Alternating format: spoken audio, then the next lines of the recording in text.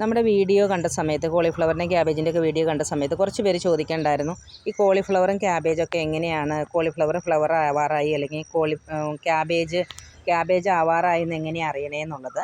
അപ്പോൾ അതിനുള്ളത് ഇങ്ങനെയാണ് കേട്ടോ. ഇത് കണ്ടോ, ഇത് നമ്മുടെ കോളിഫ്ലവറിൻ്റെ പൂക്കളുണ്ടായി തുടങ്ങുന്ന ഒരു പാകമായ ചെടിയാണ്.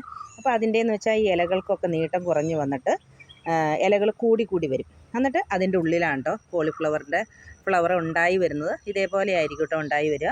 അതിന് ശേഷം ഇതേപോലെ വലുതായി വരിക ചെയ്യുക. അതുപോലെയാണ് വലുതായി വരിക. പിന്നെ ക്യാബേജിൻ്റെയെന്ന് പറഞ്ഞാൽ ക്യാബേജിൻ്റെ ഇലകളും അതേപോലെ തന്നെയാണ്, വിടർന്നു പോവാതെ വട്ടം കുറഞ്ഞിട്ട് ഇതേപോലെ കൂടി കൂടി വരും.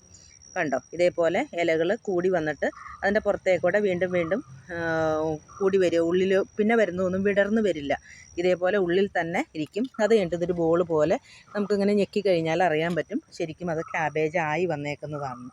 അപ്പോൾ ഇങ്ങനെയാണ് കേട്ടോ നമുക്ക് ക്യാബേജും കോളിഫ്ലവറും അറിയാൻ പറ്റുക.